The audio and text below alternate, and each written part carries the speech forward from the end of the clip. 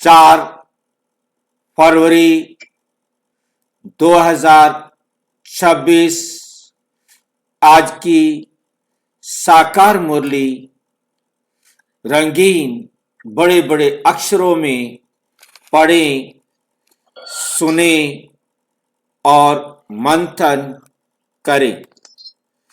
हम प्रतिदिन प्रातः 4 बजे, 6 बजे, शाम को 4 बजे, 8 बजे मुरली मंथन करते हैं। आप सभी भी इस मुरली मंथन में साथी व सहयोगी बन सकते हैं, जिसके लिए आप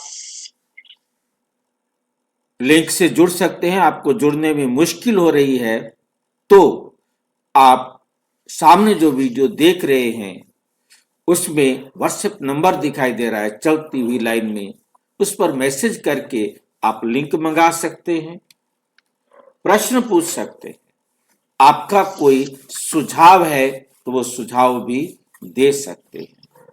अच्छा, ओम शांति। आज की साकार मुरली का सार। मीठा मीठा बाबा कहते, मीठे बच्चे संगम पर तुम्हें नई और निराली दुनिया, नई और निराली नॉलेज मिलती है। संगम युग पर तुम्हें नई और निराली नॉलेज मिलती है, जो नई है और जो निराली है। ऐसी नॉलेज और कभी मिल नहीं सकती। नई नॉलेज है क्योंकि हर चीज कल्प में पहली बार होती है, एक बार होती है। उस कल्प में कोई भी बात, कोई भी चीज दोबारा रिपीट नहीं होती। तो जो कुछ भी हमें मिल रहा है, अच्छा या बुरा, वो नया ही होता है। और नई चीज निराली भी होगी, उस जैसी तो नहीं होती कोई भी चीज। तो संगम पर जो नॉलेज मिलती है वो पूरे कल्प में हमें कभी नहीं मिली होती। वो सबसे नई और निराली क्यों है? क्योंकि वो देने वाला निराला है। नई तो सारी चीजें होती है, पर तो निराली तब होती है जब कोई देने वाला निराला हो। यह परम पिता परमात्मा एकदम निराला है। बाप का ज्ञान है ना, बिल्कुल सबसे अलग और अद्भुत होता है, इसीलिए तो परमात्मा निराला है क्योंकि वो कभी जन्म मरण के चक्कर में नहीं आता है। वो अपने गुण और शक्तियों को कभी क्षय नहीं करता है। इसलिए वो संपूर्ण नॉलेज, कंप्लीट नॉलेज जो हमें मिल सकती है वो परमात्मा से संगम पर ही मिलती है। इसलिए इसके लिए नई और निराली नॉलेज कहा गया है। तुम जानते हो हम सब आत्माएं एक्टर्स हैं। हम सब आत्माएं क्या हैं? एक्टर्स। हम परम धाम से आए हैं इस संसार में एक्टिंग करने के लिए, पार्ट बजाने के लिए। पार्ट बजाने के लिए हम सभी आत्माएं परम धाम से आई हैं। एक का पार्ट ना मिले दूसरे से। हम सभी आत्माएं यूनिक है। एक जैसी दो आत्माएं इस दुनिया में नहीं होती। एक जैसे दो पशु पक्षी जीव जंतु इसलिए एक जैसे नहीं होते। यहां तक कि आत्माओं से भी अलग हम यदि बहुत और अच्छी तरह से जानना चाहें, बहुत बारीकी से जानना चाहें, हर एटम यूनिक है। हर पदार्थ यूनिक है। हर पदार्थ का जो एटम होगा वो एकदम यूनिक होगा। एक पेड़ के जो पत्ते हैं वो यूनिक है। हम सब आत्माएं एक्टर्स हैं। एक का पार्ट ना मिले दूसरे से। एक का पार्ट ना मिले दूसरे से। इसलिए दो एक्टर का, दो आत्माओं का पार्ट एक दूसरे से नहीं मिल सकता। इसलिए इस बात से हमें क्या बात समझ में आती है कि हर आत्मा यूनिक है। इससे हमें कौन सी बात समझ में आती है? ये बात जी, हमें बताने की जरूरत क्या थी? हाँ जी बोलो। पेड़ के एक एक पत्ते यूनिक कैसे है? आप आपके घर के पास कोई पौधा हो, पेड़ हो, उसके दो पत्ते तोड़ना और उनको बैठकर ध्यान से देखना, क्योंकि ये काम हमने किया। क्योंकि हमारी जो ड्राइंग का था उसमें हमारे को 1 महीने तक तो सिर्फ पत्तों पर और पेड़ पौधों पर ही स्टडी करनी होती थी। हमें कोई पत्ता तोड़ने के लिए कहा जाता, जाओ एक एक पत्ता तोड़ के लाओ, अब उसको बनाओ। हम उसको बनाने के लिए बैठते थे और उसकी एक एक नस को गिनते थे कि उसकी नस कैसे जा रही है। कितनी बारीकी से हमें देखना होता था कि हम एक एक उसकी जो नस कहाँ मुड़ रही है, फिर कहाँ से कहाँ गई, कहाँ से कहाँ गई। हम एक एक नस को पूरा बनाते थे। मतलब पूरा टाइम हमें कितना लगता होगा आप समझ सकते हैं कि उसकी एक एक नस को हमने गिनना है। पत्ता बनाना तो बच्चों को फटाफट बता देते हैं, 2 लाइनें खींचो, 2 लाइनें कैसे भी एक दूसरे से मिला दो, इधर से मिलाकर 2 लाइनें खींचो और वो मिलेंगी, वो एक पत्ता बन जाएगा। परंतु जब हम ट्रेनिंग कर रहे थे तो हमें 1 महीना पूरा पेड़ पौधे पत्ते इन पर ही स्टडी करनी थी। एक छोटा सा पौधा लो, उस पौधे की ड्राइंग करो, स्केच करो, कितनी उसकी टहनियां, सारी टहनियां उतनी बनाओ। ये नहीं कि अपनी मर्जी से तुम काट दो। आपने हु बहुत तैयार करना, फोटो खींचना है। तो सबसे पहला फोटो मैंने अपनी दादी का बनाया था। दादी को मैंने कहा देखो बहुत पैसे लगते हैं, किसी को सामने बिठाते हैं तब जाकर के उसका फोटो बनाया जाता है, तो आपने हिलना नहीं है, बैठे रहना है, मैं आपका फोटो बनाऊंगा। वो बहुत अच्छा फोटो बना था। मतलब कहने का है कि फोटोग्राफर जो था वो भी देख कर कहता है कि कमाल कर दिया आपने, जो है ना इतना एक्यूरेट जो है ना बनाया है आपने।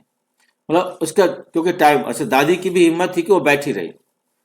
जब हमारा पेपर होता तो पेपर में भी हमारे सामने 24 घंटे तक एक व्यक्ति बिठाया जाता है, पेपर में भी हम उसको देख करके उसको बनाते हैं। खैर मतलब अब आपको समझ में आ गया होगा, क्योंकि मैं इस बारीकी को समझता हूं। आप भी समझ सकेंगे यदि आप 2 पत्ते तोड़ करके देखेंगे तो उसकी रेखाएं आप मिलाने की कोशिश करेंगे, नहीं मिलेंगी। उसके रेशे समझते दिखाई देते हैं, पत्ते की रेखाएं जी जी जी हाँ। बहुत बारीक होता है, बहुत बारीक काम होता है। मतलब उसके एक दूसरे से नहीं मिलेंगे। हालांकि एक ही पौधे के पत्ते, चाहे वो पीपल का ले लो आप, चाहे नीम का ले लो, चाहे गेंदे का पत्ता लेंगे, गेंदे के 2 पत्ते को ले लो, गेंदे के फूल के 2 पंखड़ियां ले लो, एक फूल की 2 पंखड़ियां ले लो, मिला के देख लो, उनका साइज नहीं मिलेगा, उनकी रेखाएं नहीं मिलेगी, शेप नहीं मिलेगी। जबकि दूर से देखने लगते हैं एक एक ही तो है, एक जैसे हैं। 2 फूल दिल ले लो, 2 फूलों को आप मिलाइए, दोनों फूल आपको अलग दिखाई देंगे जब ध्यान से देखेंगे तभी। एक पजल आती है, आपने देखा होगा कि उसमें 2 पजल बना देते हैं, उसमें एक में 2 3 4 5 गलतियां कर देते हैं। ढूंढो, देखा है ना ऐसा पजल? न्यूज़पेपर में आया करता था एक पजल, और उसमें ढूंढते थे गलतियां मिलेंगी। देखा। एक का पार्ट ना मिले दूसरे से, इसको ही यूनिक कहते हैं बाबा। ये तो यूनिकनेस है। मैं आपको इतना कहता हूं कि आप 10 न्यूज़पेपर ले लीजिए, 2 न्यूज़पेपर ले लीजिए, 2 न्यूज़पेपर में भी यदि आप ध्यान से देखेंगे, 2 न्यूज़पेपर एक मोटे रूप से दिखाई देंगे, वही यहां लिखा है, वही यहां लिखा है। परंतु आपने बारीकी से देखना शुरू किया तो दोनों के अंदर बहुत प्रिंटिंग में आपको अंतर मिलेगा, प्रिंटिंग में अंतर मिलेगा। न्यूज़पेपर एक ही डेट के पेपर छाप के निकला फिर भी अलग दिखेगा। एक ही प्रेस से सबके निकला है। आपके सामने 2 पेपर आप उठा लीजिए और बैठकर देखिए, उसके पेपर में अंतर आ जाएगा। कहीं ना कहीं पेपर में रेशियो में अंतर होगा, कलर में अंतर होगा, प्रिंटिंग में अंतर होगा, बहुत अंतर मिलेंगे। शब्द वही लिखे हैं, मोटे रूप से कोई अंतर नहीं है, परंतु बारीक से देखेंगे तो हर न्यूज़पेपर यूनिक है, हर पेपर यूनिक है, हर चीज यूनिक है। आप 2 चने ले लीजिए, कच्चे या भुने हुए, दोनों चनों को देखेंगे तो आपको ध्यान से देखेंगे थोड़ा टाइम तो लगेगा, परंतु आपको अंतर मिल जाएगा। अंतर है। मोटे हुए चने बराबर तो है, चल दिमाग खराब मत कर हमारा। तो बाबा ने ये एक यूनिकनेस बताया। मैं कुछ ना कुछ चाह रहा था, आपने मेरे को डाइवर्ट कर दिया कहीं और। मेन बात मैं पूछना चाह रहा था कि इससे हमें क्या पता, क्या क्यों बताया जा रहा है, हमें क्यों ऐसा बता रहा है बाबा, उसके उसके पीछे उसकी चालाकी क्या है, वो क्या चाहता है ये बता करके हमें। जी हमको किसी के पाठ को देख के परेशान नहीं होना। जी आप बाबा, ये तारा बीज तो एक ही है। सबका पाठ अलग अलग है, कोई किसी से नहीं मिलेगा। सबका स्वभाव अलग है, पाठ अलग है। फिर हमें क्या सीखे? हम किसी को लेकर क्वेश्चन नहीं उठाएंगे, वो क्यों ऐसा कर रही है। क्वेश्चन उठने से पहले क्या करते, क्यों क्वेश्चन क्यों उठा? हम जब स्वीकार नहीं कर रहे हैं वो अलग है, तब क्वेश्चन उठा। कंपेयर किया हमने। हमें बाबा सिखाना चाहता है नेवर कंपेयर, किसी से तुलना नहीं करो। कंपेयर करेंगे तो या तो वो हमारे से अच्छा होगा या हमारे से खराब होगा, क्वेश्चन उठेगा। समझ रहे मेरी बात को? बाबा हमें इस बात को समझाकर ये समझाना चाह रहा है, कभी किसी के साथ ना तो अपनी तुलना करो, ना किसी और की तुलना अपने साथ करो। याद रखो, वो एक यूनिक आत्मा है, आप एक यूनिक आत्मा है। आप अपने पाठ के अनुसार करेंगे, वो अपने पाठ के अनुसार करेगा।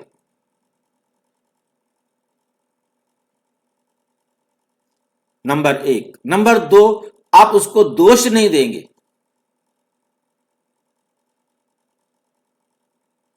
क्यों दोष नहीं देंगे? वो जो कुछ उसने किया है भाई, उसका पाठ था ना। वो मेरे पाठ के अनुसार करेगा कि अपने पाठ के अनुसार करेगा? हम उसको दोष नहीं दे सकते। ये जो बेसिक नॉलेज है, इस बेसिक नॉलेज के अंदर ये जड़ में ये बात हमें समझ में आती है कि हम उसे दोष क्यों दे रहे हैं भाई। वो जो कुछ भी कर रहा है, मर्डर कर रहा है, चोरी कर रहा है, डाका डाल रहा है, बम बना रहा है, किसी को प्यार कर रहा है, किसी को सुख दे रहा है, किसी को कुछ भी कर रहा है, वो उसका पार्ट है, वो कर रहा है।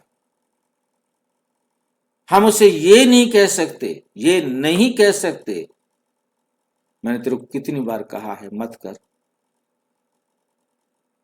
तू मेरी बात सुनता ही नहीं, मानता ही नहीं।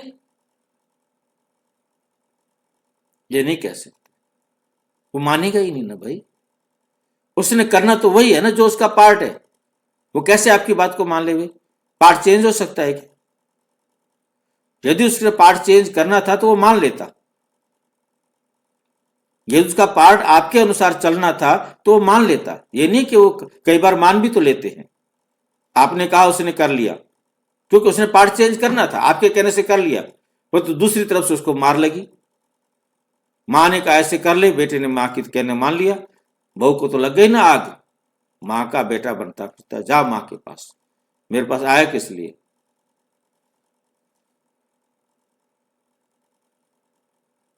तो ये बातें सारी यूनिकनेस में है। यदि वो भी सोच ले कि इस आत्मा का पार्ट वही था, उसने वही करना था जो उसने किया, तो झगड़ा हो ही नहीं। झगड़ा होता ही सारा इसी बात से है कि मैंने कहा, मैंने इतनी बार इसको समझाया, मैंने इतनी बार इसको बताया। हम नहीं कर सकते। हम ये कभी नहीं कर सकते किसी के साथ कंपेयर, किसी में दोष नहीं देख सकते। विशेषता देखो, वो तो विशेषता देख करके ईर्ष्या की तरफ नहीं जाना, नेगेटिव साइड में नहीं जाना। किसी में विशेषता देखते हो तो देखो और उसको अपने जीवन में लाने के लिए पुरुषार्थ करो, अच्छे की तरफ चलो, चढ़ती कला में चलो। गिरती कला की तरफ क्यों जा रहे हो? दुख देना, दुख लेना, दुखी होना, दुखी करना, ये जो है ना, नहीं करना। ये हमें कब, हर एक यूनिक है, उसका पार्ट यूनिक है। ये बात स्मृति में रहे तो हम ईर्ष्या में नहीं आ सकते, बदले की भावना में नहीं आ सकते। हम उसके ऊपर डोमिनेट अधिकार कब रखते हैं? देह अभिमान। देह अभिमान के कारण हमारा उसके ऊपर अधिकार लगता है। ये मेरा बेटा है, इसको मैं अपनी मर्जी से चलाऊंगा। अच्छा, चला ले भी तो अपनी मर्जी से। अच्छा है, आप अच्छे होंगे, आपके संस्कार अच्छे होंगे, परंतु परंतु आप बताओ, गाइड करो, परंतु अधिकार नहीं रखो। निमित्त बन के उसका कल्याण करना है। आप हर प्रकार की रीति को अपना सकते हैं। प्यार से जितना हो सके उसे सुधारो। क्रोध से नहीं सुधार सकते, गुस्सा करके नहीं सुधार सकते। इसलिए प्यार से, नहीं मानता है तो समझ लो उस आत्मा का पाठ, उस आत्मा का भाग्य, और मैं समझाने में असमर्थ हूं। मुझे अभी और तैयार होने की जरूरत है, मुझे समर्थ होने की जरूरत है, ताकि मैं उसे पूरी तरह समझा सकूं।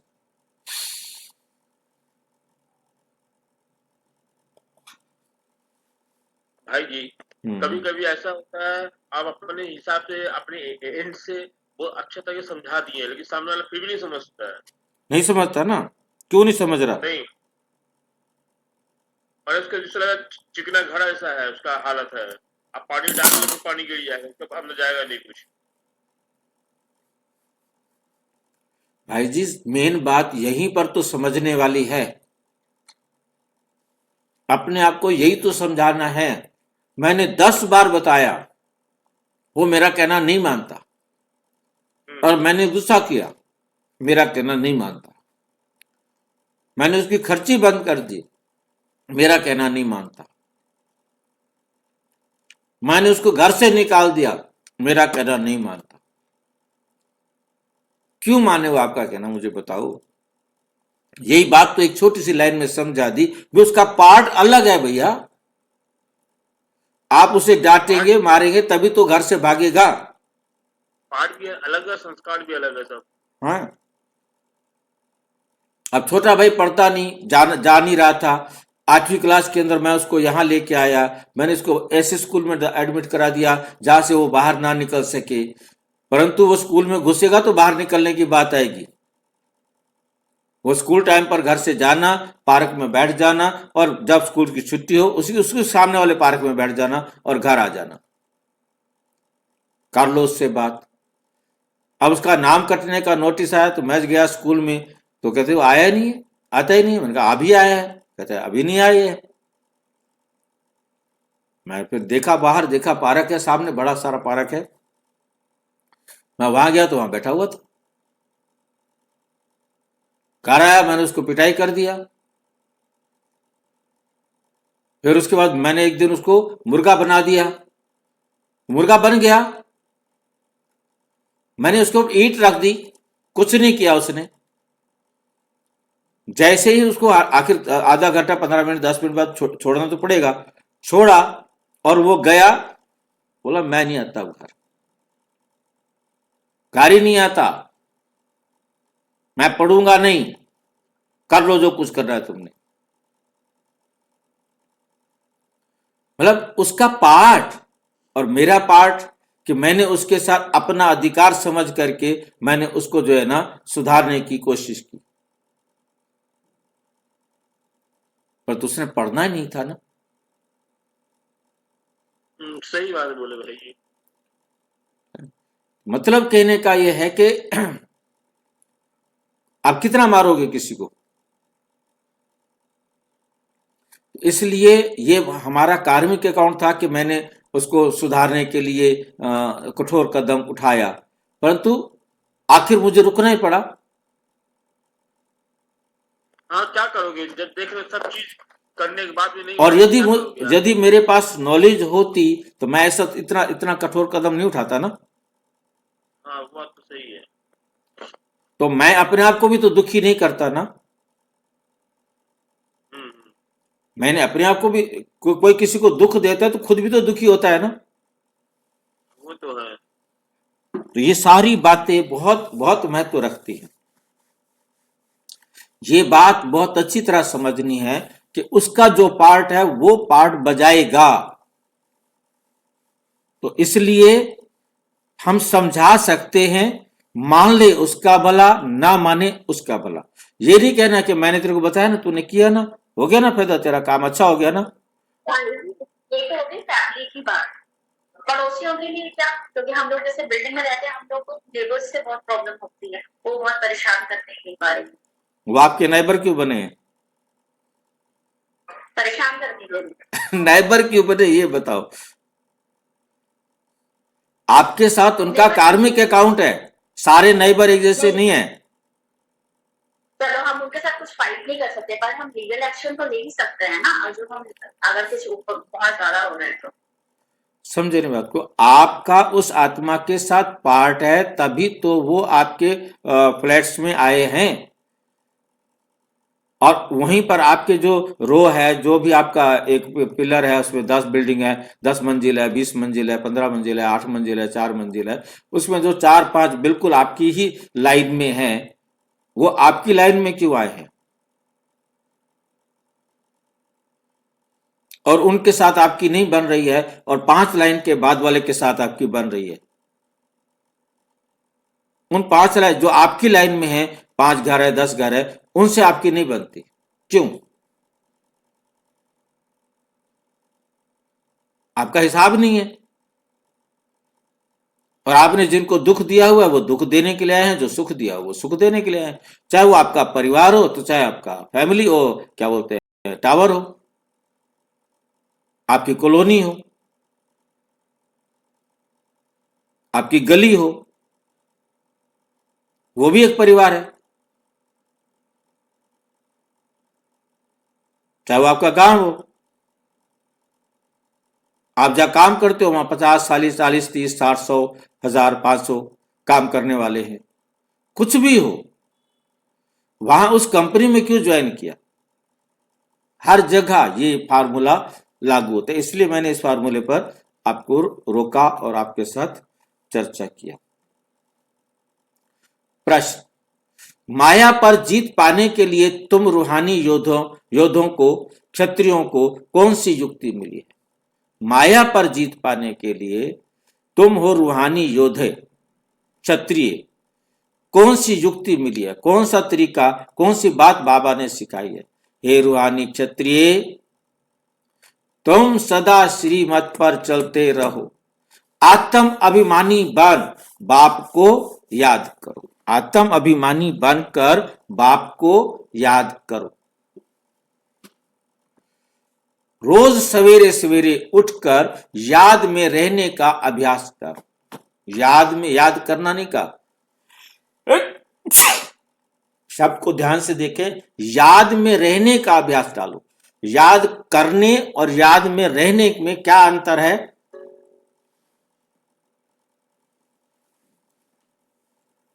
याद करने में और याद में रहने में क्या अंतर है? करना भाई कभी करते हैं और याद में रहना निरंतर। एक जना बोलो जरा, साफ समझ में आए मुझे भी और सुनने वालों को भी। याद कभी कभी करते हैं और याद में रहना निरंतर होता है। निरंतर करेंगे तो तब जब करेंगे। जैसे कोई कहते हैं आओ जरा, है ना, हम थोड़ी देर बाबा को याद करें। अरे अब याद करें, तो पहले क्या कर रहे थे? इसका मतलब पहले याद नहीं कर रहे थे। हम याद में रहे तो हर टाइम रहे, ये बात हमें बहुत अच्छी तरह से समझना है। तो इसलिए बाबा ने याद में रहने का अभ्यास डालो, याद करने का नहीं, याद में रहने का, हर वक्त निरंतर याद में रहने का अपने अंदर आदत डालो, तो माया पर विजय प्राप्त कर सकेंगे, तो माया पर विजय प्राप्त कर सकेंगे। उल्टे सुल्टे संकल्पों से बच जाएंगे, क्योंकि जब हमें सिर्फ चलना, एक ही बात, हमने एक ही कमांड अपने आप को देनी है, दूसरी कमांड नहीं देनी। मैंने बाबा की श्रीमत के अनुसार चलना है, बस एक ये बुद्धि को हम ऑर्डर दे दें।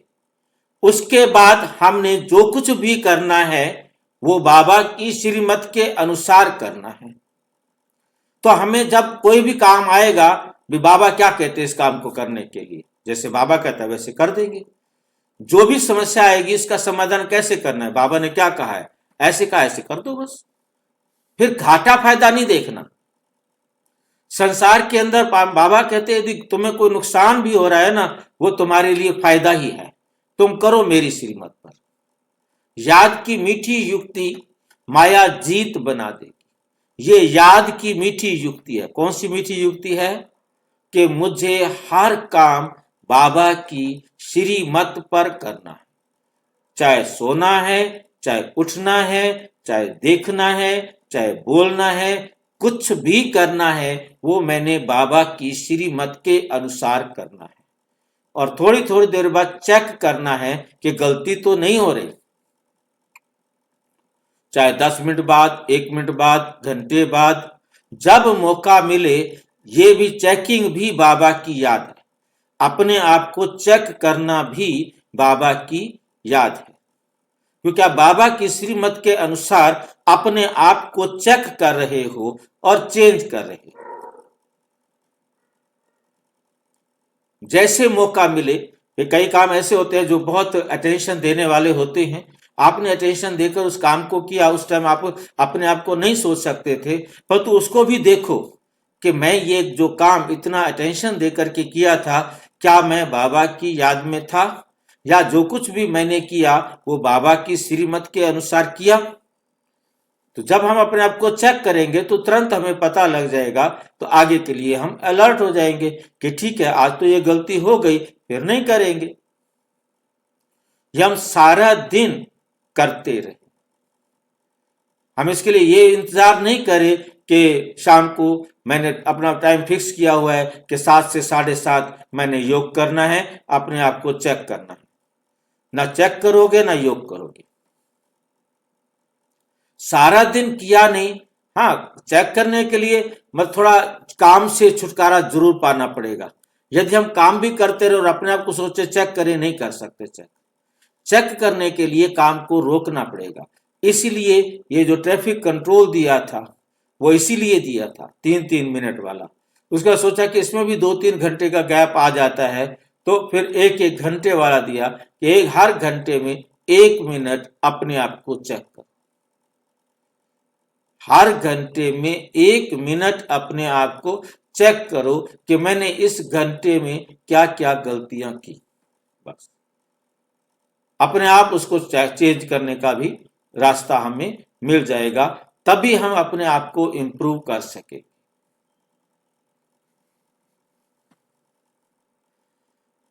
तो माया जीत बना देगी। गीत, जिसका साथी